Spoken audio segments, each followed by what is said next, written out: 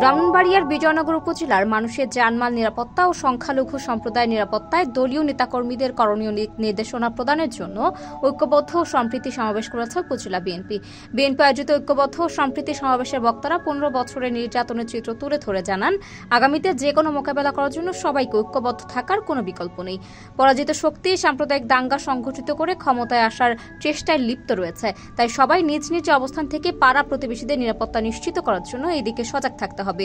যে কোনো অশুভ শক্তি প্রতিহত করার জন্য সবাই সজাগ থাকার আহ্বান জানান। 14 আগস্ট বুধবার বিকাল 4টায় উপজেলার চম্পকনগর কলেজের অডিটোরিয়ামে আয়োজিত ঐক্যবদ্ধ ও সম্প্রীতি সমাবেশে সভাপতিত্ব করেন বিজয়নগর উপজেলা বিএনপির সভাপতি মোহাম্মদ জমির দস্তগীর। বিজয়নগর উপজেলা বিএনপির সাধারণ সম্পাদক অ্যাডভোকেট ইমাম হোসেনের সঞ্চালনায় প্রধান অতিথির বক্তব্য রাখেন জেলা বিএনপির সাবেক সহসভাপতি অ্যাডভোকেট গোলাম সারোয়ার ভূঁইয়া। বিশেষ অতিথি হিসেবে উপস্থিত ছিলেন জেলা বিএনপির সাবেক প্রবাসী কল্যাণ সম্পাদক নুরুল হুদা সরকার সহ জেলা ও উপজেলার সিনিয়র নেতৃবৃন্দ।